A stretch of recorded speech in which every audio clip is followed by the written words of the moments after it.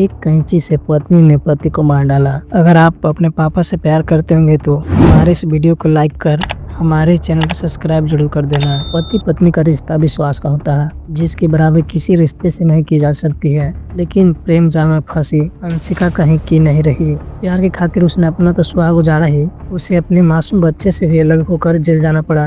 अंशिका के ससुर मेवाराम यादव 8 जून 2018 को अपनी बेटी ममता के ससुराल गए थे। वहाँ के किसी वैद्य से उन्हें अपनी दवा लेनी थी। दवा लेकर उन्हें अगले दिन की दोपहर तक घर लौटना था, लेकिन इससे पहले ही 9 जून की सुबह करीब 5 बजे उनके मोबाइल पर उनकी बहू अंशिका का फोन आया। उस समय वो बहुत घबराई हुई थी।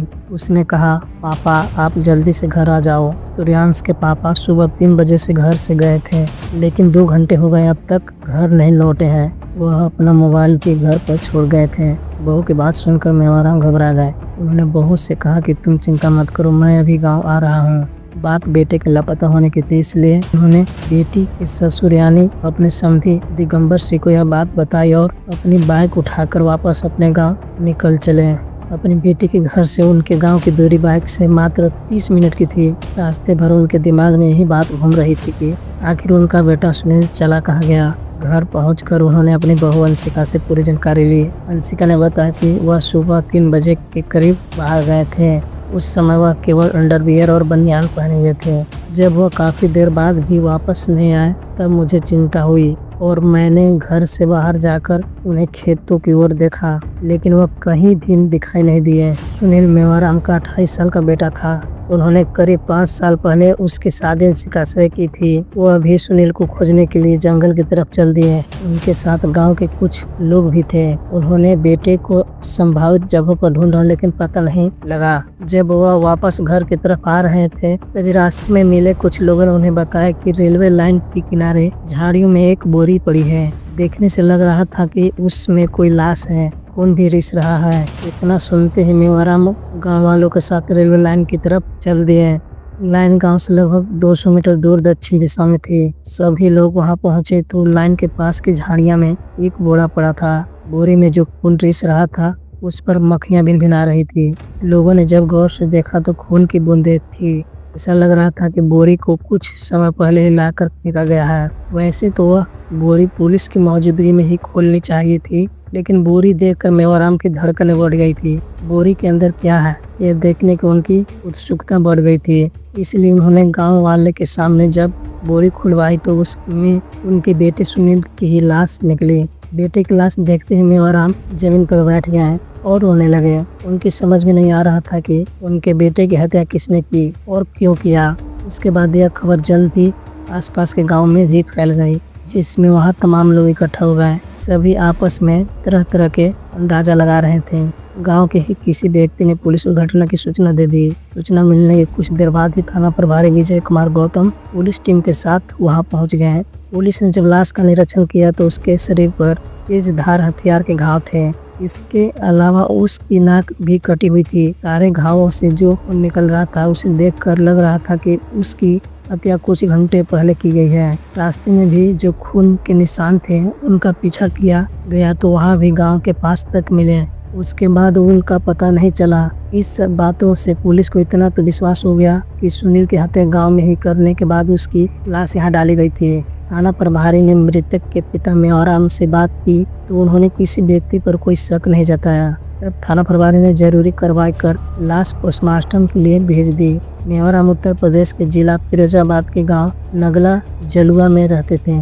वह गांव में ही टेलर का काम करते थे। उनके 3 बेटे और 2 बेटियां थी। उनके पास खेती के 3 बीघे जमीन है जो बटैया पर दे रखा था। टेलर की कमाई से ही वह अपने 4 बच्चों का विवाह कर चुके थे। केवल छोटा बेटा सनी ही शादी के लिए बचा था। मेवाराम की पत्नी मुन्नी देवी की 3 साल पहले मौत हो चुकी थी। सबसे बड़ा सुनील पिछले 4 साल से दिल्ली के फतेहपुर बेरी स्थित एक फैक्ट्री में सिलाई का काम कर रहा था। सुनील के दोनों छोटे भाई संजय व सनी भी उसी के साथ रहकर ड्राइवरी करते थे। फतेहपुर बेरी में ये सुनील की बहन पिंकी के ससुराल थी।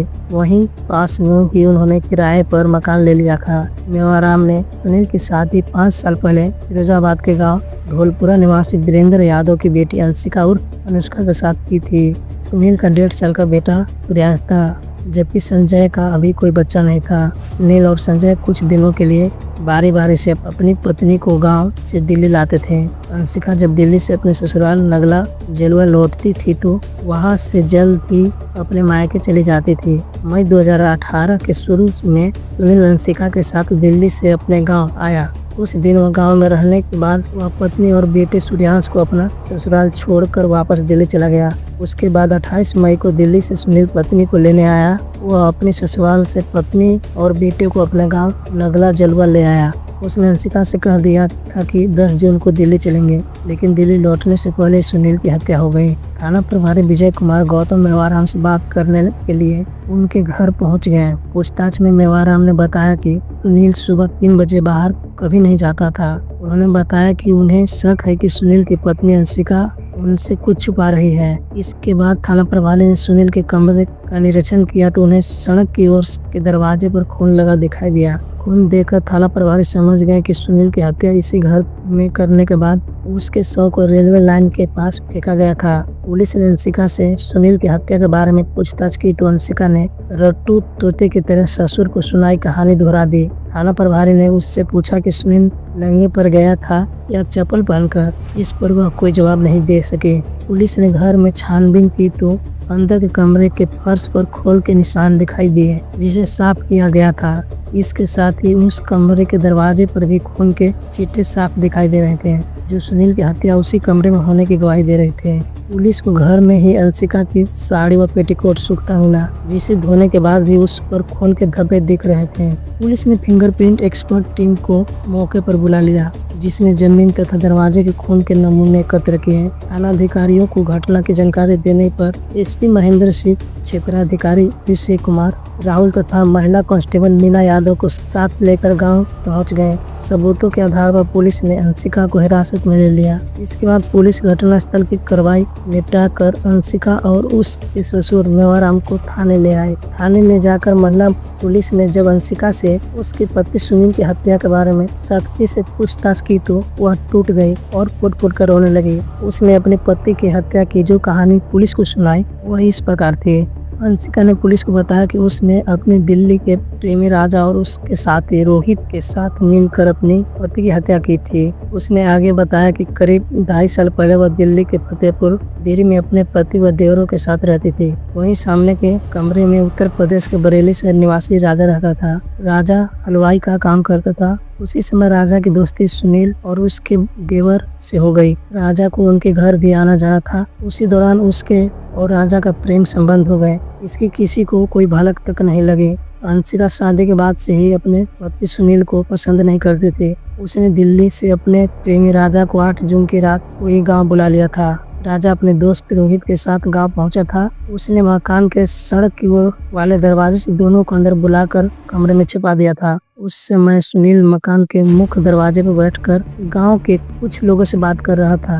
रात 12 बजे सुनील खाना खाकर जब बीच वाले कमरे में पलंग पर गहरी नींद में सो गया, तब भी उसने करीब 2 बजे प्रेमी और उसके दोस्त के साथ मिलकर सुनील को सोते समय दबोच लिया और उसका मुंह बंद करके अंदर वाले कोठरी में ले गए, जहाँ कैंची और डंडों से उसकी हत्या कर दी गई। इस बीच अंशिका सुनील के हाथ पकड़े रही। सुनील की हत्या के बाद उसकी लाश को एक बोरी में भरकर राजा और उसका दोस्त रेलवे ट्रैक के पास झाड़ियों फेंककर दिल्ली वापस चले गए। अंशिका ने बताया कि इसके बाद उसने बरामदे में पड़े खून को पानी से धो दिया। उसके कपड़े पर भी खून लगा था, इसलिए उसने कपड़े धोड़ कर डाल दिए। अंशिका से पूछताछ के बाद पुलिस ने दिल्ली निवासी प्रेमी राजा तथा उसके साथी रोहित के खिलाफ हत्या का मुकदमा दर्ज कर लिया। पुलिस ने मुकदमा दर्ज करते ही अपनी कार्रवाई शुरू कर दी थी। दिल्ली में रह रहे सुनील के भाई संजय और सनी और बहन जो जब सुनील की हत्या की जानकारी मिली तो वह भी दिल्ली से अपने गांव आ गए। संजय और सनी को जब पता चला कि अंशिका सुनील के कत्ल में राजा और रोहित के शामिल होने की बात कह रही है तो वे चौंक गए, क्योंकि 8 जून 2018 की रात 11 बजे राजा उनके साथ था। 9 जून की सुबह 6 बजे भी उन्होंने राजा को दिल्ली में देखा था। मेवाराम ने यह बात थाने जाकर थाना प्रभारी विजय कुमार गौतम को भी बता दी। इस पर पुलिस ने एक बार फिर अंशिका से सख्ती से पूछताछ की। इसके बाद उसने पुलिस को वास्तव कहानी बताई, जो इस प्रकार थी। अंशिका की एक बुआ गांव कटौरा बुजुर्ग में रहती थी। शादी से पहले अंशिका का अपनी बुआ के यहाँ आना जाना लगा रहता था।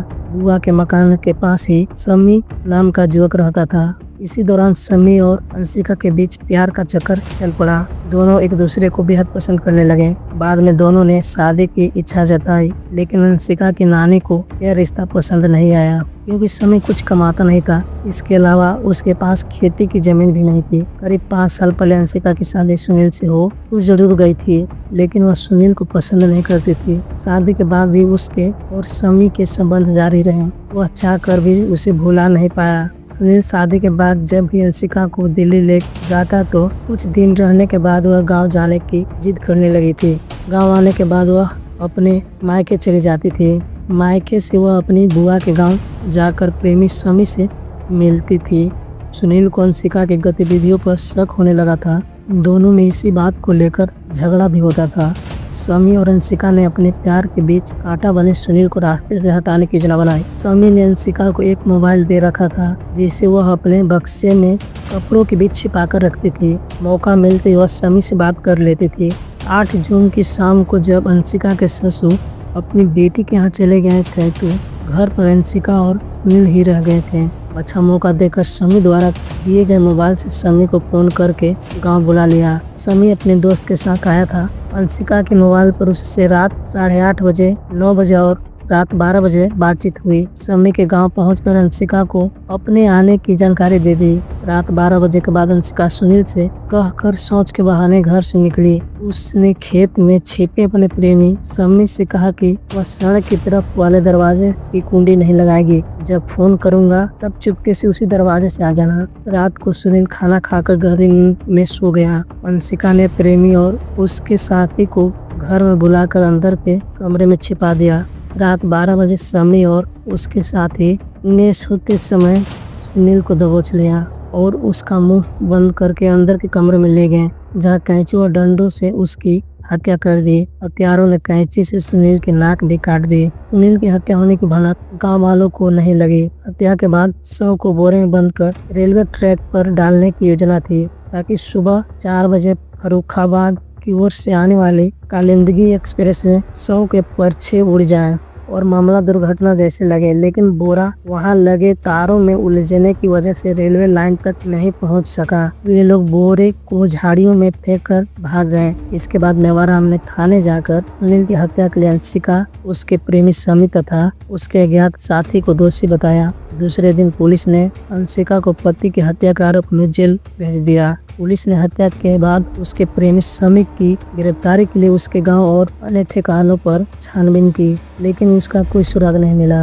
अंततः 18 जून 2018 को समी ने न्यायालय में सरेंडर कर दिया। न्यायालय द्वारा उसे जेल भेज दिया गया। दूसरे दिन थाना प्रभारी ने जिला जेल पहुंचकर समी से सुनील की हत्या के बारे में पूछताछ की। समी पुलिस को गुमराह करता रहा। इसके बाद 24 जून को पुलिस ने समी को न्यायालय से 4 घंटे के रिमांड पर ले लिया। समी की निशानदेही पर पुलिस ने हत्या में इस्तेमाल कैंची गांव के बाहर झाड़ियों से बरामद कर ली थी। पुलिस के अनुसार हत्या के पीछे समी और अंशिका के अवैध संबंध थे। मेवाराम ने कहा कि अगर बहू को मेरा बेटा पसंद नहीं था तो उसे छोड़ देती, उसकी हत्या करने की क्या जरूरत थी। अंशिका के जेल जाने के बाद उसका अबोध बेटा दिल्ली में अपने चचाओं के साथ रह रहा है। तो दोस्तों, यह कहानी कैसी लगी कमेंट कर जरूर बताना।